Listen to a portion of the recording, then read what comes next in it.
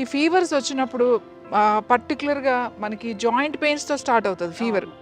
Viral fever ఒక్కొక్కరికి ఒక్కొక్కలాగా ఉంటుంది. ఒక్కొక్కరు హెడ్ ఏక్తో, ఒక్కొక్కరికేమో ఈ చిన్న చిన్న జాయింట్స్ కూడా చాలా నొప్పిగా ఉంటుంది.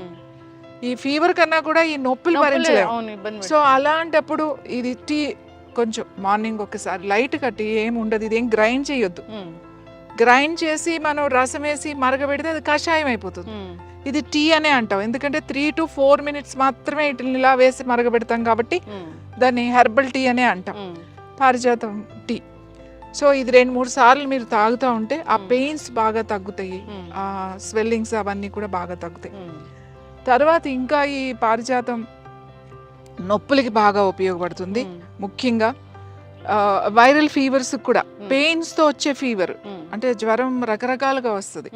పెయిన్స్తో ఏదైతే నొప్పులతో స్టార్ట్ అయ్యి జ్వరం వస్తుంది చూడండి, దానికి దీని ఈ ఆకుల టీ చాలా బాగా పనిచేస్తుంది. డివైన్ ప్లాంట్ అని చెప్తారు కాబట్టి డివైన్ ప్లాంట్ మనకు పారిజాతం అంటే ఇది అది ఇంద్రలోకం నుంచి భూమి నుంచి దిగి వచ్చిన పారిజాతం అని చెప్తాం. ఎవరు కొయ్యరు.